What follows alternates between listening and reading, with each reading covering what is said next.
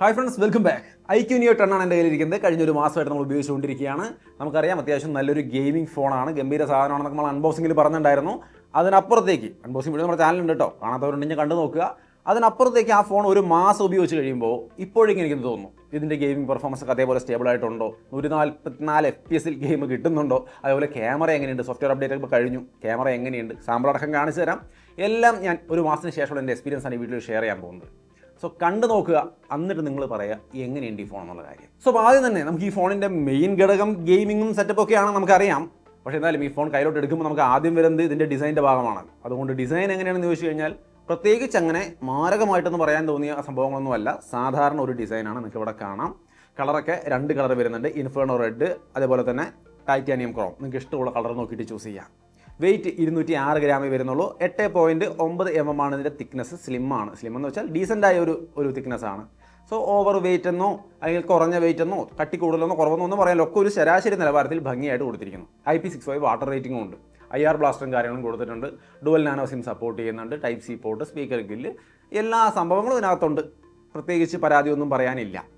അപ്പോൾ നല്ല ഡിസൈനിലാണ് ഇരിക്കുന്നത്. ഫ്ലാറ്റ് ഡിസ്പ്ലേ ആണ്. അപ്പോൾ ഇതൊക്കെ ഒന്ന് ഓർത്ത് വയ്ക്കുക. ഡിസൈനെക്കുറിച്ച് ഞാൻ കൂടുതൽ പറയുന്നില്ല, ഇതൊക്കെ അൺബോക്സിംഗ് വീഡിയോയിൽ വിശദമായിട്ട് പറഞ്ഞുള്ളതാണ്. സോ അപ്പോൾ അങ്ങനെയാണ് ഈ ഫോണിൻ്റെ ഡിസൈൻ. കാണാൻ ഇഷ്ടപ്പെട്ടോ എന്ന് നിങ്ങൾ തീരുമാനിക്കുക.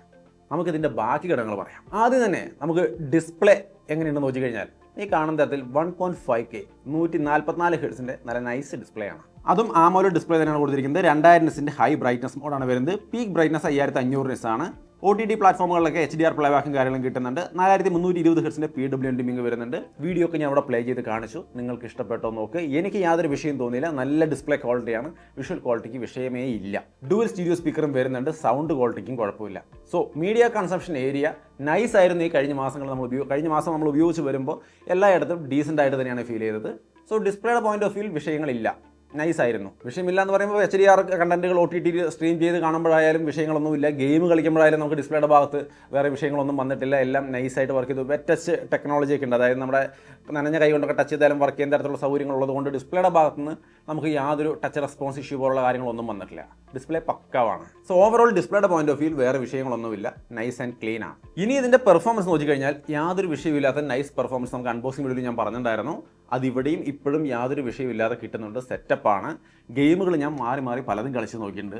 അസ്ഫാൾട്ട് പോലുള്ള ചെറുകിട ഗെയിം തൊട്ട് കളിച്ചിട്ടുണ്ട് ഞാൻ. അസ്ഫാൾട്ടൊക്കെ കളിക്കുമ്പോഴും വളരെ സ്മൂത്തായിട്ട് നൈസായിട്ട് പോകുന്നുണ്ട്. അതൊന്നും ഇതിനൊരു ടാസ്കേ അല്ല, ഈസി ആയിട്ട് കൈകാര്യം ചെയ്തു. BGMI നമ്മൾ കളിക്കാൻ നോക്കുമ്പോഴും യാതൊരു വിഷയമില്ലാതെ കളിക്കാൻ പറ്റുന്നുണ്ട്.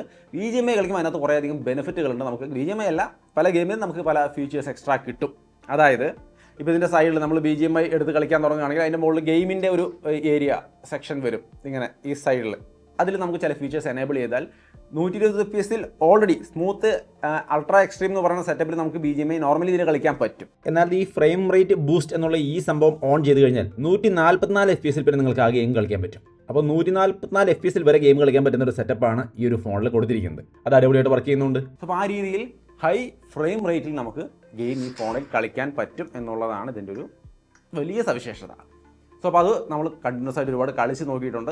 വിഷയമൊന്നും വന്നിട്ടില്ല. ഈ ഒരു ഫോണിൽ സ്നാപ്ഡ്രാഗൺ 8s Gen 4 എന്ന് പറയുന്ന പ്രോസറാണ്. ഒപ്പം തന്നെ ഇവരുടെ ഒരു സൂപ്പർ കമ്പ്യൂട്ടിംഗ് ചിപ്പായ Q1 വരുന്നുണ്ട്. ഓൾമോസ്റ്റ് 2.42 മില്യൺ ആൻഡ്രോയിഡ് സ്കോറും കാര്യങ്ങളൊക്കെയാണ് ഇതിൽ വരുന്നത്.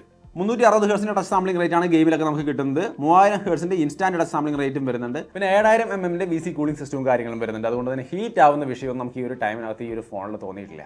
പിന്നെ ഇതിനകത്ത് ബൈപ്പാസ് ചാർജിങ്, ഗെയിം കളിക്കുമ്പോൾ നമുക്ക് ബൈപ്പാസ് ചാർജിങ് ഉണ്ട്. സോ അപ്പോൾ നമുക്ക് നേരിട്ട് ബോർഡിലേക്ക് ചാർജ് കൊടുത്തുകൊണ്ട് ബാറ്ററി ഒഴിവാക്കി ഹീറ്റിംഗ് ഒക്കെ ഒഴിവാക്കിക്കൊണ്ട് ഗെയിം കളിക്കാൻ കഴിയുന്ന സൗകര്യമുണ്ട്. പിന്നെ game super resolution, colour boost ചെയ്യുന്ന പരിപാടികൾ, അങ്ങനെയുള്ള ഒട്ടനവധി കാര്യങ്ങൾ ഇതിനകത്ത് ഫീച്ചേഴ്സ് ആയിട്ട് വരുന്നുണ്ട്. ഇതൊക്കെ ഉപയോഗിച്ചുകൊണ്ട് അടിപൊളിയായിട്ട് ഗെയിം കളിക്കുക. അത്ര തന്നെ പരിപാടിയുള്ളൂ. നമ്മൾ ചെയ്തതിലൊന്നും യാതൊരു വിഷയമില്ല.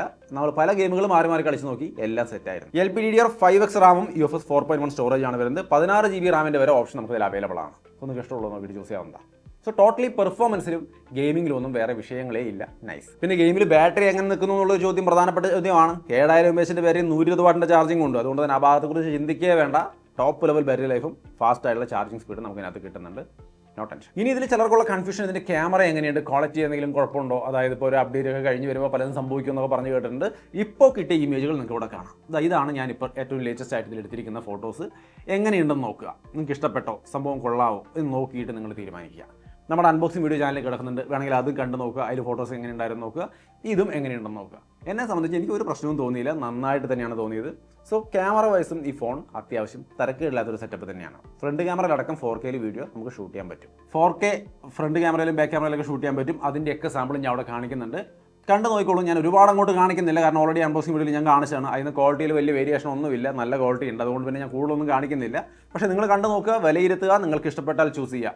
സംഭവം നന്നായിട്ടുണ്ടെന്ന് തോന്നുന്നു. ഇതാണ് അതിൻ്റെ റിസൾട്ട്. ഇഷ്ടപ്പെട്ടാൽ മാത്രം ചൂസ് ചെയ്താൽ മതി. ഇനി പതിവ് പോലെ ഇതിലെ AI ഫീച്ചേഴ്സ് എല്ലാം വർക്ക് ചെയ്യുന്നുണ്ട് കേട്ടോ. അതായത് നല്ല നൈസായിട്ട് സ്മൂത്തായിട്ട് AI ഫീച്ചേഴ്സ് വർക്ക് ചെയ്യുന്നുണ്ട്. പ്രധാനമായിട്ടും 3-4 എനിക്ക് നല്ലതായിട്ട് തോന്നിയത് ഈ ഒരു മാജിക് മൂവ് എന്ന് പറയുന്ന ഒരു സംവിധാനം നന്നായിട്ട് വന്നിട്ടുണ്ട്. അതായത് നമ്മളിപ്പോൾ ഒരു ഫോട്ടോയിൽ നിങ്ങൾ ജസ്റ്റ് ടാപ്പ് ആൻഡ് ഹോൾഡ് ചെയ്താൽ ആ ഒരു സെക്ഷൻ മാത്രം, അതായത് നമ്മൾ ആൾക്കാരെ മാത്രം ഒന്ന് പിടിച്ചെടുക്കാൻ പറ്റും. എന്നിട്ട് നമ്മൾ മാജിക് മൂവ് എന്ന് കൊടുത്തിട്ട് സൈഡിലേക്ക് ഒന്ന് പൊടുക്കി നീക്കി വെച്ചിട്ട് നമ്മൾ ജനറേറ്റ് കൊടുത്തു കഴിഞ്ഞാൽ നമ്മൾ ഓൾറെഡി നിന്നിടത്ത് നമ്മളിങ്ങോട്ട് നീക്കി വെച്ച് മൊത്തത്തിൽ സെറ്റ് ചെയ്തിങ്ങ് തരും. അതായത് മുമ്പ് നിന്ന സ്ഥലത്ത് നമ്മൾ സൈഡിലേക്ക് നീങ്ങി നിൽക്കുന്ന പോലെ ഒരു ഫീൽ നമുക്ക് വരും. സോ അത് നല്ലൊരു ഫീച്ചറായിട്ട് തോന്നി. പിന്നെ ലൈവ് കട്ടൗട്ട്, ഈ പറഞ്ഞ സെയിം സാധനം ജസ്റ്റ് ടാപ്പ് ആൻഡ് ഹോൾഡ് ചെയ്ത് കഴിഞ്ഞാൽ നമുക്കത് കട്ടൗട്ട് ആ ഭാഗം മാത്രം കട്ടൗട്ടായിട്ട് ഇങ്ങ് വരും. നമുക്ക് കോപ്പി ചെയ്യുക, സേവ് ചെയ്യുക, എന്ത് വേണമെങ്കിലും ചെയ്യാം. അതിൽ മാജിക് മൂവ് സെലക്ട് ചെയ്താലാണ് നേരത്തെ പറഞ്ഞ പരിപാടി സൈഡിലേക്ക് നിൽക്കാനൊക്കെ നീക്കി വെക്കാനൊക്കെ പറ്റുക. പിന്നെ ലൈവ് ടെക്സ്റ്റ്, ഏതെങ്കിലും ഒരു ഫോട്ടോ ഉണ്ട്, ആ ഫോട്ടോയിൽ കുറേ ടെക്സ്റ്റുകൾ ഉണ്ടെങ്കിൽ ആ ടെക്സ്റ്റിനെ നമുക്ക് ഈസി ആയിട്ട് ഇങ്ങനെ കോപ്പി ചെയ്തെടുത്ത് കൊണ്ടുപോകും എവിടെയെങ്കിലൊക്കെ. പിന്നെ കോളിനകത്ത് AI കോൾ ട്രാൻസ്ലേഷൻ സംവിധാനങ്ങൾ നമുക്ക് വരുന്നുണ്ട്. അപ്പോൾ കോളൊക്കെ ട്രാൻസ്ലേറ്റ് ചെയ്ത് കിട്ടും. അതൊക്കെ വേണ്ട രീതിയിൽ ഉപയോഗിക്കുക. ഞാൻ ട്രൈ ചെയ്ത് നോക്കി, അതൊക്കെ വർക്ക് ചെയ്യുന്നൊക്കെ ഉണ്ട്. പിന്നെ നമ്മുടെ പതിവ് സർക്കിൾ ടു സെർച്ച് പോലുള്ള സംഭവങ്ങൾ ജസ്റ്റ് ടാപ്പ് ആൻഡ് ഹോൾഡ് ചെയ്താൽ നമുക്ക് കൃത്യമായിട്ട് സർക്കിൾ ചെയ്ത് വേണ്ട കാര്യങ്ങൾ സെർച്ച് ചെയ്യാം. പിന്നെ ജെമിനൈ കൃത്യമായിട്ട് വർക്ക് ചെയ്യും. താഴെ ജെമിനൈ വരും. ജെമിനൈ ലൈവും കൃത്യമായിട്ട് ഇതിനകത്ത് വർക്ക് ചെയ്യും. പിന്നെ AI ഇമേജ് എക്സ്പാൻഡർ എന്ന് പറയുന്ന ഒരു സംവിധാനം ഉണ്ട് കേട്ടോ. അതായത് നമ്മൾ ഈ ഒരു ഇമേജിനെ ജസ്റ്റ് എക്സ്പാൻഡ് കൊടുത്തു കഴിഞ്ഞാൽ ഈ ഇമേജിൻ്റെ ബാക്കിയുള്ള ഭാഗം ഏകദേശം എങ്ങനെ ഉണ്ടാവുമോ എന്ന് ഗസ് ചെയ്തിട്ട് അതിനൊന്ന് എക്സ്പാൻഡ് ചെയ്ത് വലുതാക്കി തരുന്ന ഒരു പരിപാടി. ഇങ്ങനെ കുറേ സംഭവങ്ങൾ, ഇതെല്ലാം പക്കാവായിട്ട് വർക്ക് ചെയ്തു. നിങ്ങൾക്ക് ഇവിടെ ഞാൻ ഡെമോ കാണിച്ചപ്പോൾ മനസ്സിലായിട്ടുണ്ടാവും എല്ലാം വർക്ക് ചെയ്യുന്നുണ്ടായിരുന്നു ഈ ദിവസങ്ങളിലൊക്കെ. സോ AI ഫീച്ചേഴ്സ് എല്ലാം ഫങ്ഷണലാണ്, യൂസ്ഫുള്ളാണ്.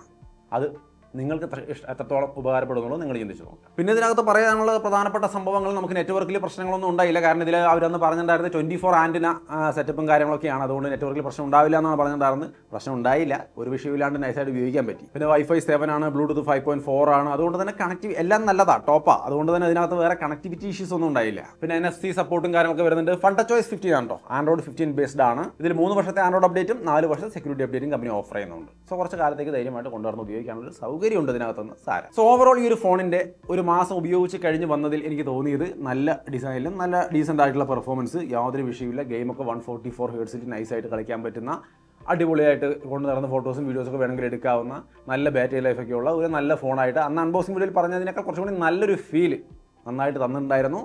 സോ നല്ല അഭിപ്രായമാണ് സ്റ്റിൽ എനിക്ക് ഈ ഫോണിനെ കുറിച്ച് പറയാനുള്ളൂ. കൊള്ളാം.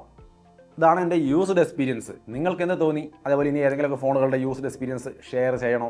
തീർച്ചയായിട്ടും കമൻറ്റ് ചെയ്യുക. വീഡിയോ ഇഷ്ടപ്പെട്ടാൽ ലൈക്ക് ചെയ്യാനും ഷെയർ ചെയ്യാനും മറക്കണ്ട. സോ അത്രയേ ഉള്ളൂ ഇതിൻ്റെ ഒരു കാര്യങ്ങൾ. ഇതിൻ്റെ പ്രൈസ് ഞാൻ ജസ്റ്റ് ഒന്ന് സ്ക്രീനിൽ കാണിക്കുന്നുണ്ട്. 8GB റാമിൻ്റെ ബേസ് വേരിയൻറ്റിന് 29,999 ആണ്. 16GB റാം വരെ പോകുന്നുണ്ട്. അപ്പോൾ നിങ്ങൾക്ക് ഇഷ്ടമുള്ള പ്രൈസിൽ ആവശ്യത്തിനനുസരിച്ചൊക്കെ റാം സ്റ്റോറേജൊക്കെ നോക്കി ചൂസ് ചെയ്യാം. സോ അപ്പോൾ അതാണ് iQOO Neo 10 ഒരു after 1 month used review. Video ഇഷ്ടപ്പെട്ടാൽ ലൈക്ക് ഷെയർ ഒക്കെ ചെയ്യാം. വീണ്ടും ഒരു വീഡിയോയിൽ കാണാം. ബൈ.